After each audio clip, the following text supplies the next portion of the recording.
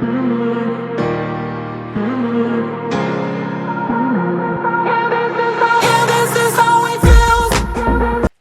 welcome everybody. Kia ora koutou. My name is Benji and I'm the event director and ED for the Faultline. Welcome to our first ever episode of, we haven't really got a name for it yet. We're calling it Faultline X or the X Files or the Faultline Files, whatever it is. This is our series where we get some of the amazing people that are involved in Faultline to talk about trail running, mountain biking, what it means to be a Faultliner, us, what we're about, and everything else that we can possibly think of to put into a series.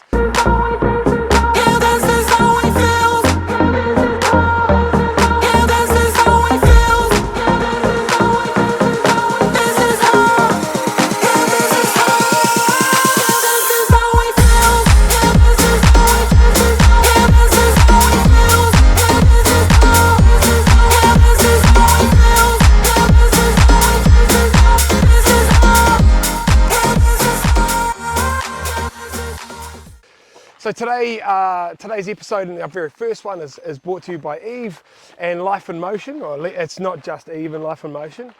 Welcome. Thanks. Welcome to Waikanai. Great to be here. Do you want to give us a little bit of background about Life in Motion to start with? Yeah, sure. So we're a run club based in Wellington, so specialising in strength and conditioning for runners, also some run coaching for events, and then group runs, which is where we get out into the community and bring people together, bring people to do awesome events like the Faultline, and take people around on the local trails, teaching people how to run on the trails and exploring, having a good time, bringing people together. And Eve's been a partner of ours in various different guises for a number of years through our Barefoot Trail Run series and Faultline. And last year Eve did a number of what would you call them? Recce runs of some of the areas. We did some great recce runs of the run courses. So we did the 24, then we had the 11, is that what it was? Yep. And then around Te Ahi Mairangi. Yeah. Yep. And then we bladdered around in the botanical gardens for that shorter distance too. So we had a whole range of people come to those, and just good to check out the course. It was good, and we had a lot of feedback afterwards just saying how good it was for those people to be part, just to see what they're going to get on race day. Absolutely. Right? A little preparation. We didn't really know where we were going, but we figured it out, and on the day it all worked out fine. We didn't lose anybody. Yeah, and I guess that was the reason for this chat today. You know, year one we learned a whole lot, and we got to see what people's expectations for those courses were and what they achieved, and it was pretty exciting, to be honest, but there's lots to do, right? Yeah. So tell us, Benji, what is the Faultline? Because it's obviously a group of runs and bike and things. Tell us what it is. I guess it started for us and me as a celebration of Wellington's trails, right? We're Wellingtonians, Gemma lives in town, Maddie lives in town, I'm from out here. And we use these trails all the time, whether it be on a mountain bike or a run. And in discussions with lots of people and through some of our other events, there was an opportunity to say, what's something that pulls all these trails together? And a long story short, where we ended up was if we were going to do something, it has to be big. We've got to really kind of break the market in a way and do something that's really going to not only champion the trails, but really champion Wellington actually, because that is one of our real core USPs with Faultline, is that we're in the middle of nowhere, and these incredible trails, whether that be starting in Whareroa Farm on the beach in Kapiti, or going through Skyline or Porirua, and then we're finishing in our capital city. You know, like it's kind of crazy. There are other trail runs that run in big cities, but there's nothing like this. There's nothing where you can completely be lost in the middle of nowhere and then finish in the city. And so that concept kind of just came about, and as we looked at how we could link things up and how other trails became available, what we recognised pretty quickly is that, so we have this incredible trail network.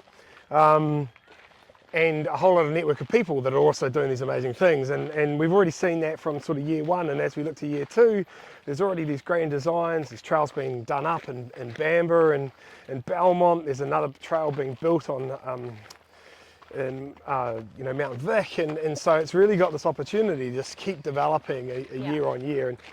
And but at its essence, and I guess, I'm wearing the Faultline t-shirt, and I said it on the day at prize giving. Faultline's about joining the dots. We didn't build these trails, we've just joined them up into one network of races. So we've got mountain bikes that start early on the Saturday. Doing 160 kilometres or a miler, 100 kilometres in a 50 kilometre race, and then also a 24 kilometre bike. And then we've got our Sunday runs, so the two major runs, our 160 and 100 start on that Saturday, and then on the Sunday we've got our other runs, our 50 kilometre, our 24 kilometre, 11 and 6. And the 11 and 6 and the 24 are what we're calling our aftershocks. And it probably almost one of my favourite races out of the whole lot, to be honest, that 11 6K.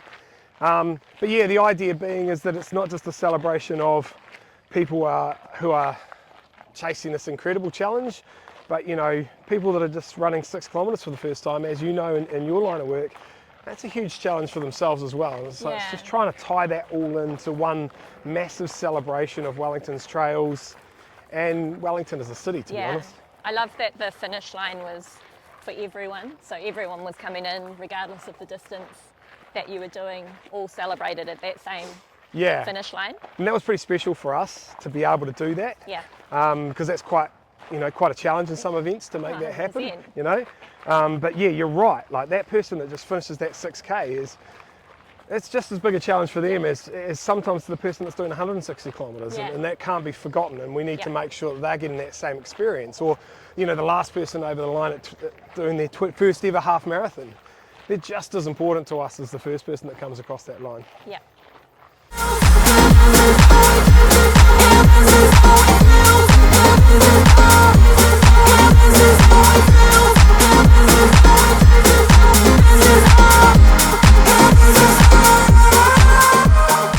It's important for me, that we keep that in there. And Wellington, also the Wellington mountain bikers as well. It's really important that we keep that in there. There's been a lot of feedback how important this is to them, and there's been a lot of money invested and time invested, as we said before, in those trails from the mountain bike community. The runners get to use those beautiful trails that the mountain bikers and it's the mountain bikers that have created them or driven that agenda, and we love it as runners. Absolutely. And so that's why the mountain bikes are so important to us around Faultline and having and including them.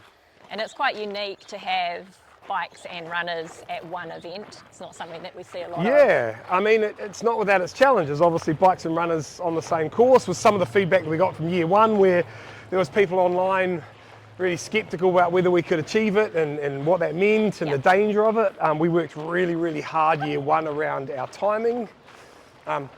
Pixie, good girl. Worked really hard on year one around our timing, to make sure there wasn't bikes and runners on trails at the same time, especially shared trails. And we've learned a whole lot more from year one to year two, so we can improve that even more, which is really exciting. So let's touch on that. So what are some things for 2025 that you've changed for the event?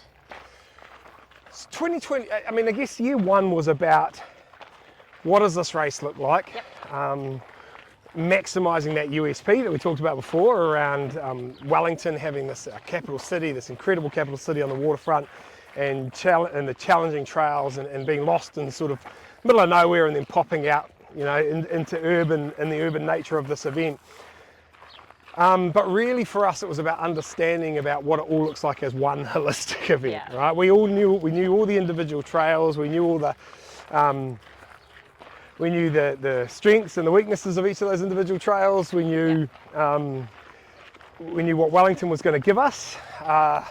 We really needed to understand it as a whole, and you can't do that in the event world without putting the event on. You can be the most planned you want, but without actually seeing the event and seeing how people interact with you, both spectators, participants, sponsors, the general public. You know, it's kind of. And you went hard. You could have just done 2 or 3 distances, but you've gone for the whole spectrum to begin with. Yeah, which is exciting. Yeah, it was exciting, and you know, put a lot of pressure on the team totally. and our volunteers. But it was important to us that to how do we put it? To champion Wellington, it had to be an event that was of a certain level and scale. Yeah. It's not what I would ever like to do. I would like to have a bit more control of my events and understanding them a bit more. But we did so much work behind the scenes, and it was a 4-year sort of project plan to pull this off. Yes. That we knew what was going on, and we knew what to expect, and we felt that we could deliver it at that level, and obviously we did. But yeah, we went big, and so that was year 1. So what do we do for year 2, which is 2025? We've done some small things with the trail. The majority of the trails are really good. Yep. In year 1 we kept, especially for the longer distances, one track for everyone. So mountain bikers, runners, never separated. There was one small area we separated them, but the rest of the time it was the same trail. Everyone gets the same experience. Yep. And that was again, so we understood timing, we understood how people interacted with the trail, what we could use. It was also a little bit about proving to our stakeholders that we could deliver this pretty behemoth effort and keep everyone else, all the other users and trail users safe. So that was a big part of it. What that's enabled us to do in year 2 is go, right, what are the parts of the trail that are best for runners, and what are the parts of the trail that are best for mountain bikers? Or more importantly, I guess, what are the parts of the trail that are horrendous for runners and what are the parts of the trail that are horrendous for mountain bikers, and split them up in those areas. Now, most of that comes when we hit the city, where we're interlinking all those urban trails and trail networks that are sometimes 30 years old and probably not designed for runners or walkers even, or mountain bikers. Totally. We got a bit of feedback around a number of steps. Now, I'm not adverse to steps. It's an urban race. You're going to get steps. But there's some small examples of that. There's a street called Apuni Street where we had this beautiful little trail that zigzags up a hill that everyone was supposed to go onto. We had the agreement that we were allowed to use that trail, and then the community group that manages it got a little bit nervous the week before, seeing actually how many numbers and bikes and things like that, which is not designed for. And so they pulled their permissions at the last minute. Happens to events all the time, much more than you'd realise, right? Yeah. But what it meant is we sent some people up some horrendous steps on Apuni Street. We went up there, right? I carried my bike up there, and I was like, we can't send people up there, but it was, there was no other options. Can't change the traffic management plan at that point in time. Yeah. So anyways, we put everyone up there. The e-bikers in particular absolutely hated us for it, right? Bikes, we get it. We understood, but it was one of those things that we had to do. Now in year 2, with that understanding, and with the blessing of that community group, the runners can go up the zigzag and the mountain bikers will just go on the road and have a little bit more tarsal, but it means they'd much rather do that than carry their bike up these horrendous steps. Totally. So there's little things like that. We go through the golf course. So what we've done is try and avoid some of those fairways. We're going to try and circumnavigate the golf course and go somewhere else. There's little things like that, which I hope are little tweaks that are going to really improve everyone's experience on course. Yeah. I guess the major one though for me in terms of real enjoyment is once we get into Makara Peak Mountain Bike Park. So we do this double loop of the park, which I feel is really important because it's the jewel in our crown, both running and mountain biking. Yeah. Right. But again, we use the same track for both to keep it safe and secure and understand it a bit more. But that meant we're putting some runners down some pretty hard stuff. Now when you run 120, 130 Ks, at that point your knees are pretty buggered. You probably don't want to run down a downhill mountain bike track. And so with a bit more understanding of the timings and how people are going to interact with that piece of the course, we've changed that so the runners will do one loop, which means when they're going downhill they're going to be going up an up mountain bike track, a link mountain bike track. Much nicer, more flowy running. Yep. They'll still do the double loop. They still get all the benefits of the swing bridge and going back up to the top twice. But in a much more controlled and nicer running environment. What we also get to do is we get to then choose the best trails for the mountain bikers, so they don't miss that amazing thrill of going downhill on those courses. And we don't have to, compromise on either of those, the running or the mountain bike. So that's going to be really cool, and I think that's going to make a big difference to some of our runners who potentially, especially ones doing the 100k and the 160k, found one of those tracks in particular, and it's literally a small section, but they found that pretty difficult on their knees. And so I hope it also takes them through what is one of my favourite parts of that park. And so I think that's going to have a huge difference as well on those kind of things. Just a few slight tweaks of that course as they get into that Wellington section is going to improve people's experience. Now, it's not to say it's going to be easy. You know, we had a few people complaining about how they get down off Mount Vic. Now, like, there's two ways down on Mount Vic. We're either going to send you down a road, or we're going to send you down that southern walkway. And in my experience, I would always rather have an event that used the most picturesque and best possible route, even though people are going to maybe find that a little bit hard. I look around the world at these great events and I go, hey, you know, UTA are renowned for their ridiculous stairs, and people go to that event for them. You know, I'm like, well, we've got to champion our USP, which is this incredible city, and let's do that rather than sending people down a road. You know, there's so much beautiful trail close to the city. There's no need to be jumping down onto the road. That's right. And so, you know, people will complain and swear at me and as much as they want and they can, and to be honest, you know, some of us sadistic event directors, we kind of enjoy that a little bit, but you know, that's our ethos, that's our passion, is to make sure we're sending people on trails that are going to thrill them and excite them and inspire them, you know. Hi, I'm Eve, run coach at Life in Motion Run Club. Our run club is designed to help runners be strong and confident, to reduce injuries and achieve their running goals.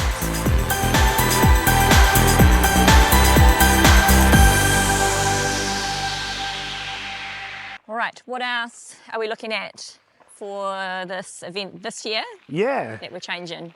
I guess the other big change for us is, and again, it was an intentional decision on year one, is to keep our event village quite compact, small, not be too much of a burden on the other users of that waterfront. But year two, it's like, right, we understand that now. What does this event need? Well, it needs to champion Wellington, and we've got these amazing restaurants and bars and location at Oddlands Plaza at Whairiwaka there. Well, it's how do we do that? So we are extending our registration in our event village the whole week. So the benefit that we have this year is we've got Easter, 3 days, and then Anzac Day, and then the weekend of the event. So great short week for people at work. We figure it's the middle of the school holidays, lots of people around, a really good opportunity to tell our story to the wider Wellington public, but also give, you know, our participants that are coming from all over the world something to enjoy in the middle of Wellington City. So that event village will be open on the Wednesday. It will go Wednesday, Thursday, Friday, Saturday, Sunday.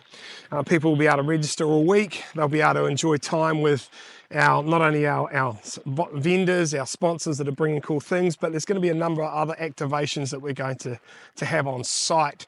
One of the really exciting ones that we're working on is an athlete or participant spectator health and wellness area. So sort of stepping out from the just recovery zone, if you like, and thinking about, you know, prehab and giving people the opportunity to jump in the cryotherapy chamber, which is coming from NZCIS, which is, you know, negative 80 degrees of you know, getting in there, and they say it's actually amazing pre-event rather than just post-event sort of, you know, stuff.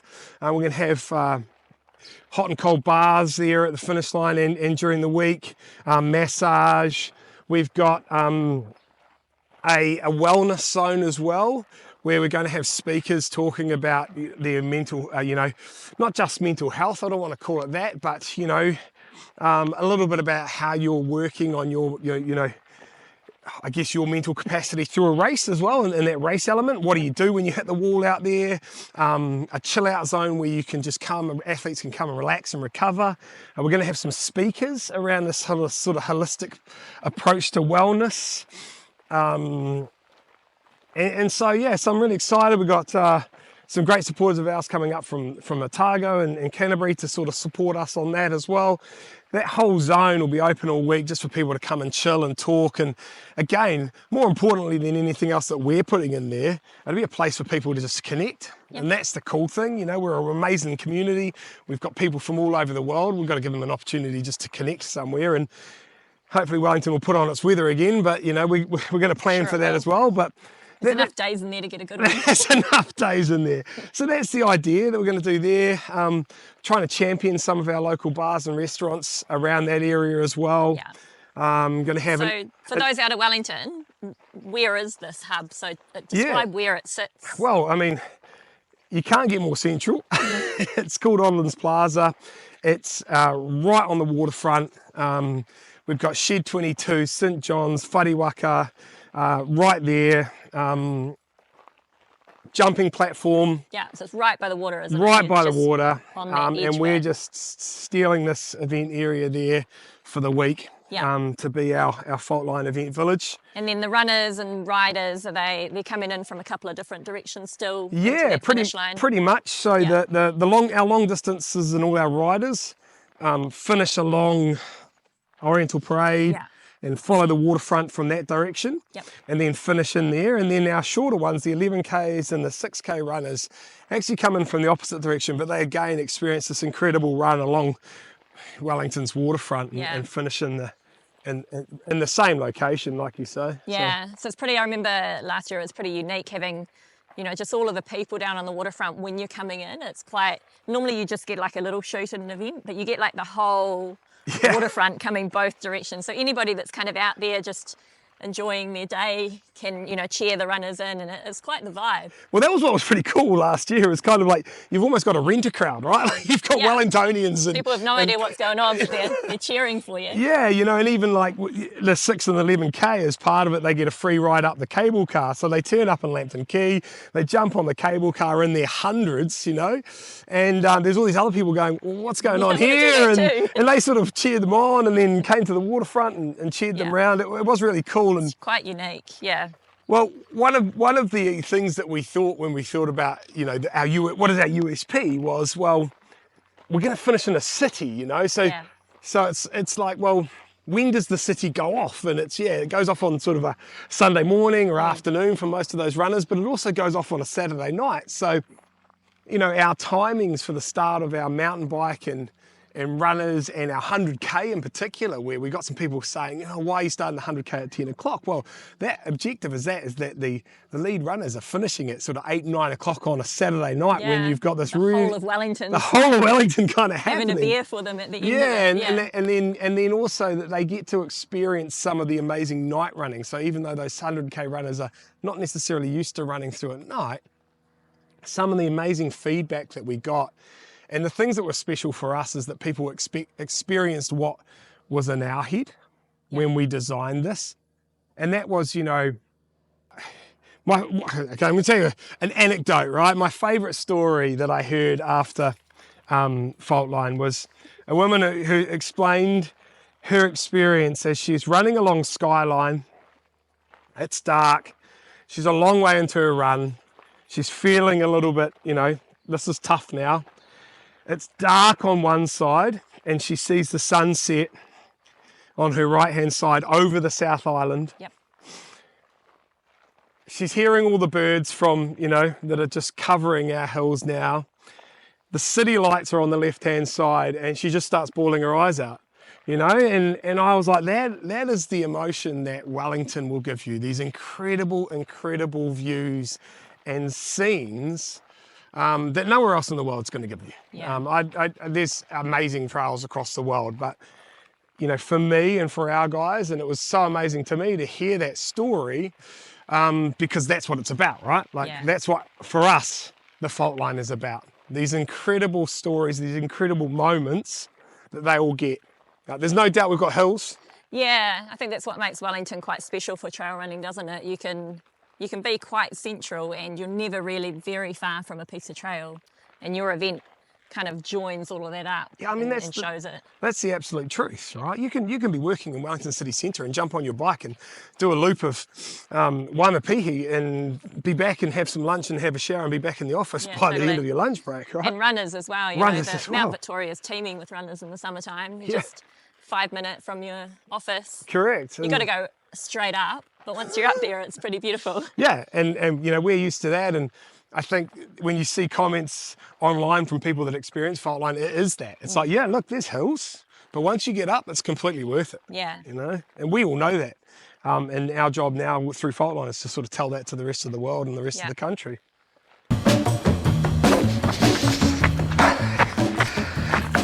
Just getting warmed up. I feel like a 6-minute mile to you. Good run. Good run. Good seeing you. I'll see you next time. All right.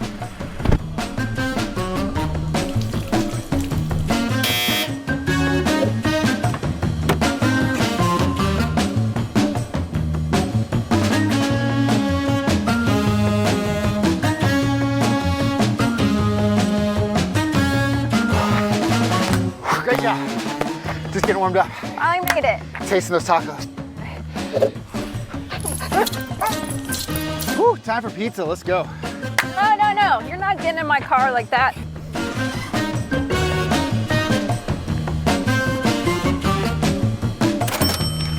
Pizza.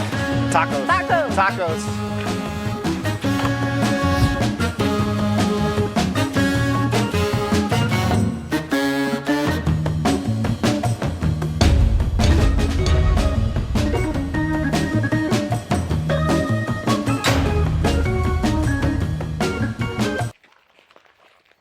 So we touched on a few of the things that you're changing for the event this year. Is there anything else you want to add to that? Anything else we're changing? I guess there's a couple of things. We've looked. One of the core things with barefoot sport events is our job above anything else is to keep people safe. Yep. Right? We work really hard on that. We have the best people that we can possibly have out there, and a lot of that's not seen. We don't put ambulances on every single corner so people understand, but we have the best people out there. We work really hard with a whole lot of firefighters, Landstar people, Upper Hutt Community Rescue. They were all over that course, and so we were getting great information constantly about that. Yep. We've then gone and looked at our plan and looked at who we had out there and then just sort of doubled down on that. So there's a lot of stuff that we've done, especially around the city, around people keeping people safe as they come through the city. Gemma had this amazing thing in year one where to keep people safe through Central Park, we had security guards dotted throughout. I think there was 3 security guards, 2 marshals there. They had their own individual WhatsApp group where they, were saying when a runner came through, saying when a runner came out, and we've got these amazing security guards on radio keeping people safe. And that's just a really great initiative from Gemma to identify that issue and then put a process in place to keep people safe. So we've taken some of that learning and we've moved that elsewhere. We're really lucky this year that in year one, beyond our control, there were certain areas that we didn't want to put people through and we had to put them people through. We had to run them down the road in Porirua because Bothamley Park was out, and Bothamley Park Trail is just such a beautiful piece of running. It's a great little section. Great little section. We were really disappointed we couldn't use the whole of it. Well, look, that's now opened up. That's going to keep that safer for our participants, plus the enjoyment factor. We've also got a cadet group who are local to that are going to come and manage that whole section on our behalf, and are super excited about that. And in fact, Gemma, in her capacity as our volunteer manager, has had a number of groups come out and say, look, we saw this last year, we want to be involved, how can we help? Awesome. And that's going to really help us add that value, The groups that ran our aid stations last year were just incredible. We had such good feedback about their energy and their and what they did and how they helped people and supported people through those dark moments. On top of all the work that the team did to provide aid stations that, if I'm honest, aren't beaten anywhere else in the country for sure, if not the world. You know, really well stocked, great initiatives, and we've just sort of tried to again double down on that and make that a real thing. And some of the ideas coming out of these community groups are really exciting. So I'm really excited about people's experiences when they hit those aid stations this year. It's going to be heaps of fun. But yeah, so also that enables us. You know, it's a big event, right? Yeah. I think we had something like 350 volunteers last year. Yeah. That's We've a lot of people, right? A lot of people, to right? manage. And we've identified we probably need between 600 and 800 Okay. to give them support out there on there as well. So, Yeah. you know, as well as obviously wanting people to enter, we're looking for these Wellingtonians to come out in their droves. And, you know, we saw that in the Reddit thread that was online where a few people just were like, what is this thing going on where there's all these people coming through and everyone else chatting about it. And, you know, that's cool, right? Because again, this is Wellingtonians getting out there and supporting people, showing people their city that they love and so you know that kind of thing's going to be huge for us as we move forward. And you know, it's a big event in terms of the amount of people participating, but it also spans, you know, multiple days. So you need those volunteers. You need people to come in, fresh people to come in, and that's make right. sure that everybody's been looked after. Correct. Marshals, you know, volunteers and the participants, right? That's right. You know, like that's the funny thing when you don't think about the fact that, well, we now have the welfare of 600 or 350 people out on course that we need to now know how are we keeping them safe, how are we keeping them warm, how are we supplying them support. And you know, we had some amazing volunteers who just actually said to Gemma, do you know what, I'm all good for the 2 days. I'm going to take my tent up onto Skyline. And they had fairy lights around their tent, and the dude would just pop his head out and just say hi to volunteers as he goes past, you know, as the participants that go past. But cool. that's what it should be about, and that's what we're really excited about as these people sort of come out of the woodwork. And then we've got other people that go, look, hey, I can't do much, I'm going to come and give 3 hours, you know. But that's ideal as well. The four-wheel drive group that managed the whole first section through the Akatarawas, you know, like jumped in their four-wheel drives, drove through there, picked up all the signs, made sure everyone was safe. Like just quality human beings that are they're just giving everything and want to be part of something like this. But you're right, you know, it's 2 days of racing and running and events and logistics. And one of the funny things that we learned from year one, with Greg, who's one of our essentially our course manager, an incredible human being, did all our marking plan, marked the course really, really well, identified other people that came in and did some stuff, and there was a few issues, learnt on those. You know, some of the reflective stuff at night probably wasn't up to scratch that we needed to fix, so we've got a plan for that. But our favourite one, we had a bit of feedback on a section of hill. It wasn't, so there's no marked trail in this piece of section in the back of Johnsonville. It's literally open farmland. So Greg and I worked really hard to make sure that the plan was really strong, that it was marked really, really well. And we started to get some trickling feedback that it wasn't marked very well, particularly it was middle of the night, 1 in the morning, 2 in the morning. Couldn't understand why. So communicated with our tail end Charlie and said, look, can you just sort of duck up a bit and try and take some photos of the markings? So he's like, look, there's no markings up here. We're getting this feedback that there's no markings through this section. We're like, this is really unusual. It's really well marked. It's got lots of reflective tape in it. So he starts sending us some photos in. And he's like, is this your marking? Tiny little bit of blue tape.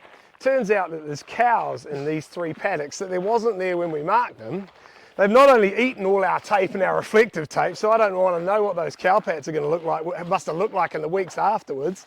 But they'd either trampled our arrows that were on waratahs in the ground or rubbed up against them so much that in about 2 or 3 occasions, there was no longer any sign writing on the sign itself. The cow's got it on the The side cows of its have body. just used it as a scratching post and has now got Faultline stamped onto its side, you know. There's something there, you know. I think you could so, brand eh? all those cows up there. A bit of marketing, eh? Just get some cows branded. So, you know, look, you know, it's funny in hindsight, right?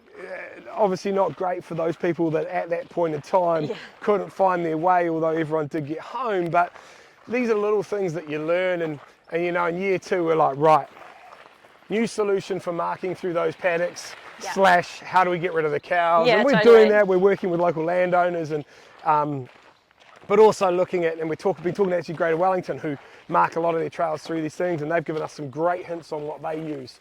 And so look, lots of fun little things like that, which are always come out of the blue, right? unexpected.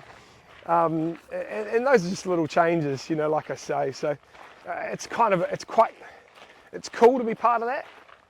What's been great for us moving from year 1 to year 2 is there was nothing came that was out of the blue. You know, there's no feedback that came in from participants that we didn't already identify. And it's a testament to the team behind it, about how well that was planned and what we had identified, the things we needed to focus on. And also that we'd already picked up on those issues and what we needed to change moving forward. So look, that's the event game. And well, an inaugural event is always a bit of a test, right? You've never done it before. You're putting a whole ton of people through, testing it almost. Yeah. And what falls out of that is that every year it gets better. So yeah, every time you put people through it, it gets better.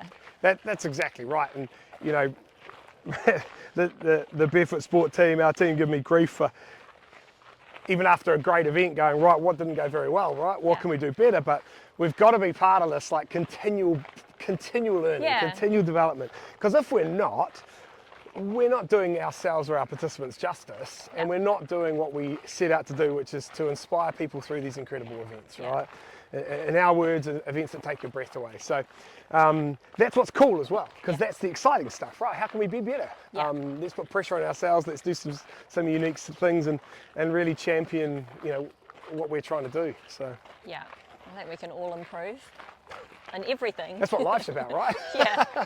Training, the participants, you know, the ones that are coming back for a second time, they'll have exactly the same thing. They've done it once, now they know. Yeah. And there'll be things that they'll work on, you know, as runners or bikers to and it's have not a just, better event. You know, it's not just our learning. It's been really interesting with our debrief for Wellington City Council, for example. They put on some stipulations on us in certain areas and some of the start lines that we needed to be very, very low key, not have any amplified sound, not use the grass area at Karori Park, for example. Once they saw the event, they understood why we were asking to do what we needed to do. They've been like, yeah, actually, we want you to champion that. And we'll tell all the local community that actually there's going to be this, it's going to be starting early in the morning. And now we can, you know, we're allowed to use that area, we're allowed to have a start tower, amplified sound, music, atmosphere. Yeah, it's almost like a proof of concept for those stakeholders too, to show them what it's all about and what it could be. That's right, you know, and we've got this vision, but it doesn't mean everyone else has seen it, you know.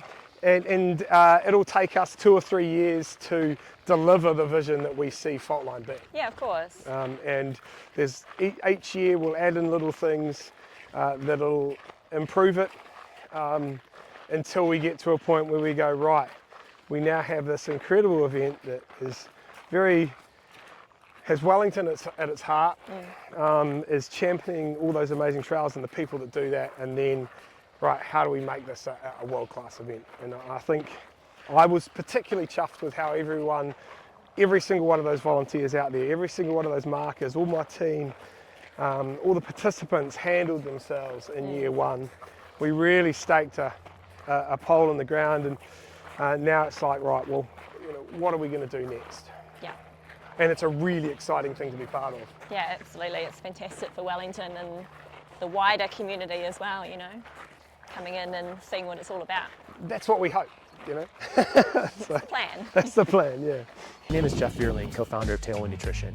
We make drink mixes for athletes to help you fuel, hydrate, and recover for all sorts of outdoor activities. Running, cycling, hiking, climbing, any sport where you're working up a sweat. We manufacture our own products in Durango, Colorado, and we test and use them on the trails of the beautiful San Juan Mountains. Our mission and our passion is to help athletes achieve their goals and to feel great while doing it. We couple proven nutrition that's simple to use, easy on your gut, and tastes great with encouragement and education. You can think of us as your support crew. We're right there with you doing whatever it takes to help you get across the finish line with a smile on your face.